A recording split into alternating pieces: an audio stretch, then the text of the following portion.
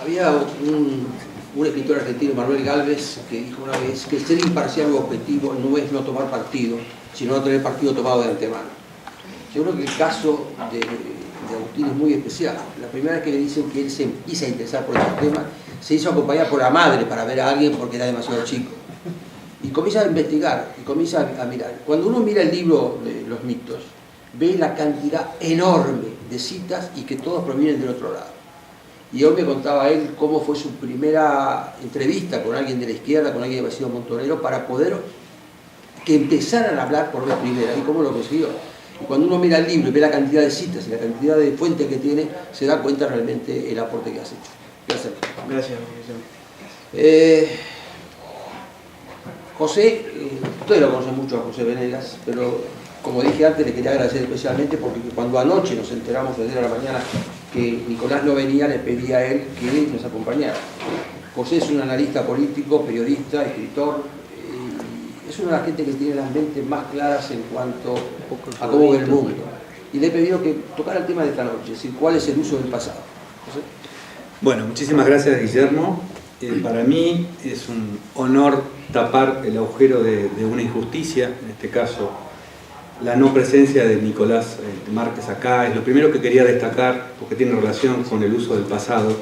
Hace un mes el gobierno argentino, a través de distintos organismos, dispuso que las líneas aéreas tienen, entre otras cosas, tienen que notificar al gobierno la lista de pasajeros que van a volar. El gobierno cuenta con esa información 72 horas antes, y entonces me imagino un poco cuál es el motivo por el cual Nicolás está acá.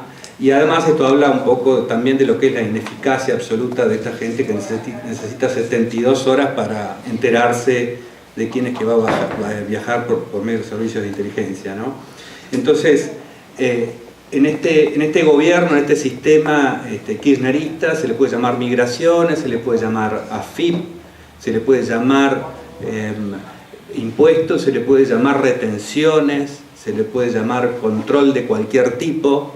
Son los métodos con los cuales este gobierno y otros que son de la misma naturaleza han disciplinado a la sociedad hasta un punto increíble de imaginar. En el caso de la Argentina ha sido, y yo le voy a justificar esto que voy a decir, ha sido una dictadura que se ha logrado con gritos. No ha habido un solo disparo, a nadie le ha pasado absolutamente nada, pero se ha conseguido a través del control de lo que aparece como digamos así, la cara legal del Estado, con lo cual se han cometido la mayoría de los abusos y de los controles, y quería destacar. Voy a usar, sí, la palabra dictadura, porque la dictadura se caracteriza por un país que está sometido a la voluntad de una persona, ¿no? Esta es la cuestión, no tiene nada que ver si ha sido elegido o no ha sido elegido. Es gente que quiere ser obedecida, que no quiere ser discutida, que no quiere ser cuestionada, que no quiere ser denunciada, que quiere que todo el mundo baile al ritmo de su tango. Me acordaba, escuchándolo a Agustín, de la letra del tango Gira, Gira. La única parte que conozco es Verás que todo es mentira, ¿no? Porque creo que caracteriza en gran parte a lo que es este sistema en el cual la Argentina está metida, de modo tan grave, creo yo, hacia el futuro. Dado el poco tiempo, quise poner algunas cosas y tocar la cuestión de fondo de lo que son los derechos humanos, ¿no? Que está relacionada con este uso del pasado. Metí varias cosas, vamos a ver si logro ser claro. A veces me conviene más no ser tan claro, pero lo voy a intentar, ustedes me dirán después. Yo tomé el término de derechos humanos porque tiene que ver con la cuestión del uso, y me puse a pensar los sentidos que tiene este término, ¿no? Estas dos palabras, derechos humanos. Uno primero es jurídico, tiene que ver con la historia de los derechos humanos. Los derechos humanos, como ustedes saben, son producto de pactos internacionales. Es el trabajo diplomático después de la Segunda Guerra, donde se tienen que sentar países como la Unión Soviética, que no cree absolutamente en la libertad, todo lo contrario, o los Estados Unidos, Inglaterra, los países aliados, para determinar que hayan unos derechos transaccionales que puedan ser aplicados inclusive por países que no respetan el derecho. es en este sentido jurídico de los derechos humanos, sobre el cual se podrían hacer varios de estos encuentros solamente de ese aspecto, se opone a lo que era el sentido del derecho individual anterior, ¿no?, que está contenido en las constituciones liberales como la nuestra, los primeros 35 artículos de la Constitución, que hablan de los derechos fundamentales, del debido proceso y demás. El problema con los derechos humanos así entendidos es que pretenden la aplicación de algo parecido a esos derechos y a esos procedimientos a un contexto de enemistad. Se discute mucho en la Argentina si ha habido una guerra, no ha habido una guerra. No tiene ningún sentido la discusión, salvo que quieran, como pretendían los montoneros en su momento, aplicar el Tratado de Ginebra. Lo importante es que es la aplicación del derecho a un enemigo, a un reconocido enemigo. Entonces acá las circunstancias y las reglas cambian bastante. El segundo aspecto, por eso es también es el aspecto jurídico penal, ¿no? Recuerdo al principio del kirchnerismo, me preguntaban los estudiantes de TEA que enseñan periodismo, pero les digo que salen, no sé, a la izquierda de Stalin está TEA, y ahí les explican cómo tienen que pensar. Y me vinieron a hacer una nota, y dije, bueno, me imaginé lo que iba a pasar, y me preguntaron, bueno, a pesar de que yo era tan crítico, ¿qué opinaba de la política de derechos humanos del kirchnerismo? Yo les contesté, el kirchnerismo no tiene ninguna política de derechos humanos. Y estaban muy asombrados. No, un gobierno no puede tener una política de derechos humanos, un poder ejecutivo no puede tener una política de derechos humanos.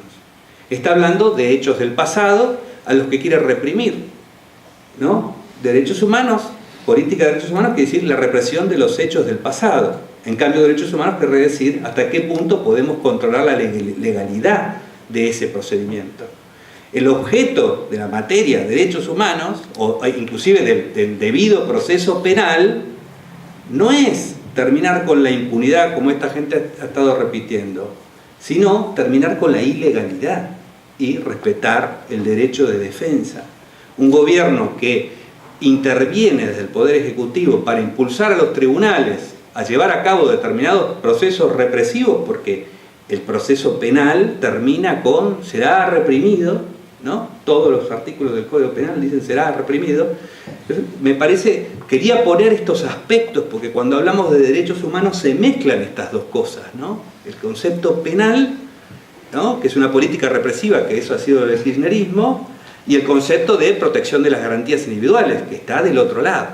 Si yo me pongo a perseguir gente, aunque sea de la forma más legal, me pongo a perseguir gente acusada de violación de derechos humanos, no es diferente a que persiga gente acusada de cualquier otra cosa, si de lo que hablamos es de protección del individuo y los derechos individuales, ¿no? Esta confusión, ¿dónde empieza? Yo voy a ir un poco más atrás. Es increíble porque sobre este mismo tema, personas que compartimos los mismos valores, podemos tener miradas tan diferentes, inclusive que sean todas válidas. Desde mi punto de vista, esto empieza con un libro de Carlos Nino. En el libro en realidad explica, ¿no?, lo que hizo el alfonsinismo. Se llama Juicio al mal absoluto. Fíjense que Carlos Nino es considerado un filósofo del derecho, pero su libro se llama Juicio al mal absoluto. ¿Eso es derecho? Yo creo que no. Y Nino es un intocable. Como siempre hago estas cosas, para mí es muy tocable, y creo que estaba muy equivocado. Escribe un libro donde pone las cosas en términos de nosotros estamos combatiendo el mal, y su argumentación es las garantías del debido proceso legal, penal, liberal, son un obstáculo, dice Nino, gran filósofo del derecho en Argentina, son un obstáculo para conseguir el fin de lo que nosotros vamos a llevar adelante, que es la represión de estos hechos del pasado. Y yo creo que esto ha sido una enorme equivocación, o intencional o no, que ha ido produciendo bastantes efectos hacia el futuro. No quiero olvidarme de esto, del juicio al mal absoluto. El kirchnerismo, por eso el uso del kirchnerismo tiene que ver con estas cosas que ocurrieron antes que el propio kirchnerismo. Hay un sentido político fundamental del término derechos humanos. El más importante es la victimización. El kirchnerismo y el sistema, digamos, lo decía Agustín recién, cuando se vieron derrotados militarmente, empezaron a ponerse en la posición de víctimas de la cuestión de los derechos humanos.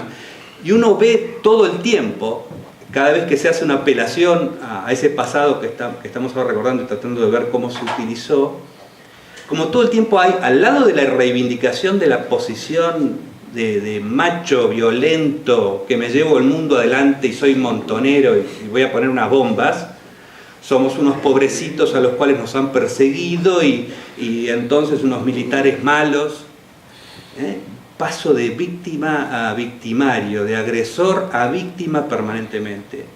Y acá viene otra parte del uso del pasado. El kirchnerismo funciona exactamente así, en cualquier cuestión del presente.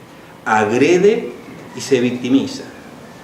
Busca un sector al cual ataca hasta las últimas consecuencias, y cualquier cosa que ese sector diga en algún momento es considerado una agresión y se ponen en una posición de víctima. Para Cristina Kirchner no existe, es el único gobierno, el kirchnerista, que jamás se ha interesado en resolver un solo problema. Cada vez que le dicen que hay un problema, ellos dicen que hay una conspiración contra ellos. Se ponen en víctimas de las propias barbaridades que ellos hacen, ¿no? Y tiene un efecto muy importante que a la oposición la tiene totalmente cautivada, y son presos absolutos de este juego de manipulación, que es que no existe una posición legítima frente a un gobierno así, ¿no? Nada de lo que uno haga, si uno se queda quieto, entonces uno le da la razón a que uno es un enemigo de la democracia. Y si uno se mueve o les responde, también les da la razón. ¿Y saben lo que hacen los estrategas de los asesores que cobran millones de los candidatos que quieren ser presidentes a partir del año que viene en la Argentina? Les dicen que no se metan en ningún tema, que les pidan perdón. En este momento el debate en la Argentina, ¿saben cuál es? El gobierno fracasado en lo económico, político, moral, jurídico, en todos los planos que se les ocurra, le está pidiendo explicaciones a la oposición de qué es lo que va a hacer. ¿Y saben lo que hace la oposición? Les da las explicaciones. Y esto es producto de este juego, víctima-victimario, agresor-víctima, todo el tiempo, y está muy relacionado con la política de los derechos humanos. Hay un sentido mítico, lo tocó un poco Agustín. Nosotros vivimos en una época pretendidamente muy racional, y no entendemos que la verdad es que la política y el mito han sido siempre un juego muy estrecho, hay una relación muy estrecha en la política y el mito. Lo raro es lo de ahora, la separación de la iglesia y del Estado. No lo hemos logrado porque el Estado se ha convertido en una iglesia, lamento informarlo, ¿no? Pero esto creo que realmente pasa así, y el mito eran unos hippies buenos que querían un mundo mejor. Yo he visto un folleto de la provincia de Buenos Aires donde está el Che Guevara con unas palomitas. Eso es el proyecto de una cosa que le enseñan a los niños. Yo creo que el Che Guevara los fusila, ¿no? Si lo ponen al lado de unas palomitas. Pero bueno, así lo veían. Y eso es parte del mito, del aspecto del sentido mítico de la cuestión de derechos humanos. Y después está un sentido económico que lo tocó muy bien también Agustín, lo tocó también Mariano, que es la fuente de indemnizaciones y privilegios, ¿no? Está este señor, ¿cómo se llama? El que dijo soy hijo, no me pongan la multa. Cabandier, ¿no? Es un legislador de la Ciudad de Buenos Aires, que invocó que era hijo desaparecido para que no le pusieran una multa, ¿no? El uso es absoluto y permanente de esta cuestión para cualquier cosa, ¿no?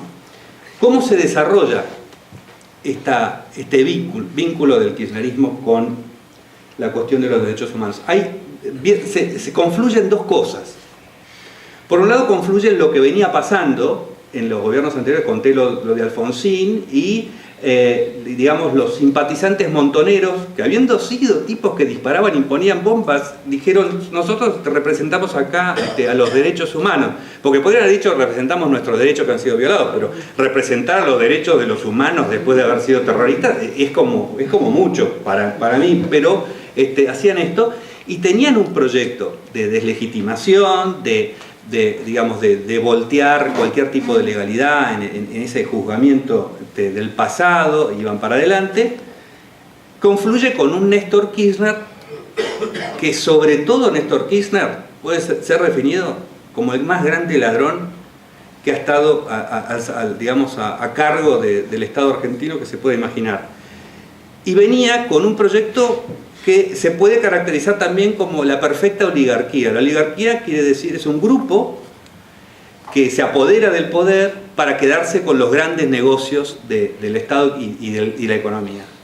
Y esto es exactamente lo que hizo el señor Néstor Kirchner, que se asoció a los derechos humanos, se compró la franquicia de derechos humanos para comprarse esa legitimidad, para dividir una sociedad que este tema ya lo tenía superado, traerlo en el pasado y para utilizarlo para hacer negocios. Y eso es exactamente lo que hizo Néstor Kirchner, y esto confluye en un momento muy particular de la Argentina, lo ve muy claramente porque era un individuo realmente genial en su maldad, y hace este acercamiento, corrompe a las organizaciones de Madre de Plaza de Mayo, Abuelas de Plaza de Mayo, convierte en constructora a las Madres de Plaza de Mayo y todo lo que conocemos, y así avanza con su legitimidad para hacernos discutir a nosotros la década del 70, mientras él se llevaba el 70% de cualquier cosa que pasara por las manos del Estado, con un caradurismo.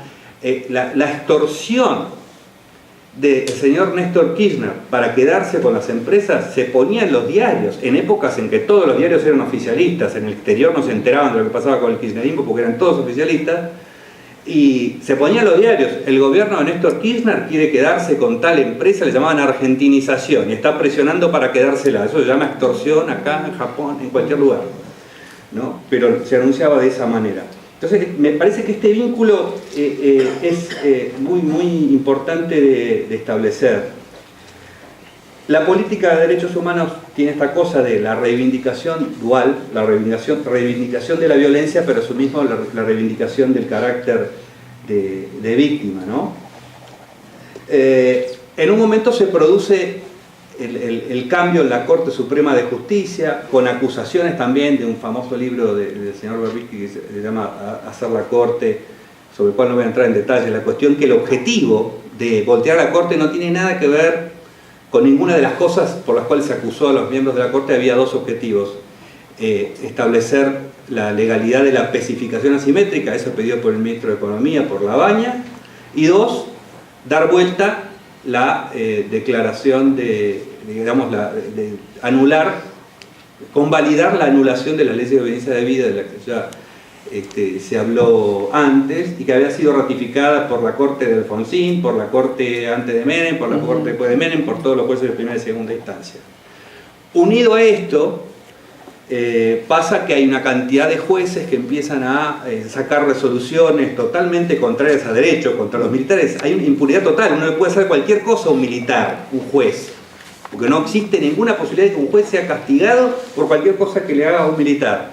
Y durante el gobierno de Carlos Menem había una cantidad de jueces que digamos, de muy dudosa moralidad, por decirlo en términos así sencillos, y con unos patrimonios muy generosos, que de repente, cuando empezaron a sacar fallos favorables a esta tendencia, nadie más los cuestionó. Entonces, yo diría que el cuento de la utilización empieza con Alfonsín, con Menem en cuanto a la promoción de las indemnizaciones. Hizo rico a la gente vinculada a los derechos humanos de ese pasado y vinculada sobre todo a la violencia política, extendiendo de alguna manera eso. Él tenía esta política de apaciguamiento con dinero a los sindicatos y también a la gente de la ultraizquierda. La Alianza no hizo un gran aporte, pero durante el gobierno de la Alianza, si no me equivoco, ahora estoy dudando un poco si fue durante el gobierno de la Alianza que se hicieron los juicios de la verdad, o no, por ahí. Bueno, se intentó hacer una parodia de lo que fueron los juicios de la verdad, pero resulta que en estos juicios por la verdad a los testigos se los traía por la fuerza, y a gente que aparecía con imputaciones se la obligaba a declarar. O sea, cuando uno declara en un tribunal y está imputado, le asiste el derecho a no declarar. No puede ser castigado por no declarar. A esta gente, como decía, como no hay ninguna pena, están obligados a hacerlo, a autoincriminarse. Se deroga la ley de obediencia debida, punto final, y lo mismo que habían dicho cuando no podían ser incriminados, se utilizó para incriminarlos. Y si no, hubieran utilizado cualquier cosa porque era totalmente instrumental. Entonces, en esta secuencia de errores anteriores, Kirchner es como el cuento del dedo: el chiquito le puso el huevo, el otro le puso la sal, y el gordito Kirchner se los comió a todos y se llenó de plata. Esta creo que es lo que resume la utilización de esto. Quiero dar mi opinión sobre, ahora, mi opinión sobre la cuestión muy corto de la cuestión de los derechos humanos. Se ha hablado de una teoría de los dos demonios, ¿no? Cada uno, hay una facción que dice que el demonio es el de enfrente, y hay otra facción que dice el demonio es el del otro lado, ¿no? Son como facciones y bienes absolutos, ¿no? Luchaban contra juicio al mal absoluto. Decía Nino, cada uno cree que es el bien absoluto, lo que pasa es que están en bandos opuestos. Mi posición es que tenemos que encarar esta cuestión con la teoría de ningún demonio. No existen los demonios ni los ángeles. Lo que se tiene que hacer acá es justicia con las reglas jurídicas. Si todos los militares tienen que quedar libres hasta el que haya hecho la máxima barbaridad, porque hay un plazo de prescripción, tiene que quedar libre, porque si no, nunca vamos a tener derechos humanos. No podemos decir que vamos a tener derechos humanos violando la ley para reprimir los derechos humanos, porque ese es el absurdo. Se hablaba durante la época de Alfonsín: no nos podemos comer al caníbal. Bueno, no nos podemos comer al que se come al caníbal tampoco, porque entonces seguimos, me parece a mí, en el mismo círculo. En el plano jurídico, respeto absoluto de las garantías y lo que corresponda para unos u otros. Acá hay que juzgar crímenes, no bandos, no bienes y males, no causas. No se pueden juzgar causas en el sentido de objetivos políticos, militares o morales. Eso está fuera de la jurisdicción de los tribunales. Lo único que se pueden juzgar son hechos, actos perfectamente comprobables y no simplemente inventados. Y lo segundo es, en términos políticos, me parece que es asumir la Argentina la experiencia que ha tenido con esta cuestión, desde el uso más mercantil con el kirchnerismo hasta cualquier aspecto de esto. Es sumamente importante para nosotros, para lo que está pasando en el presente. Los argentinos vimos los episodios en Gaza como un episodio de propaganda. Tuvimos esa capacidad porque conocemos lo que pasa en la Argentina y tenemos ese conocimiento. Es decir, creo que el conocimiento del terrorismo y las estrategias que siguen al terrorismo son bastante fundamentales. No sé si, con esto quería terminar, no sé si habré conseguido ser claro con los puntos.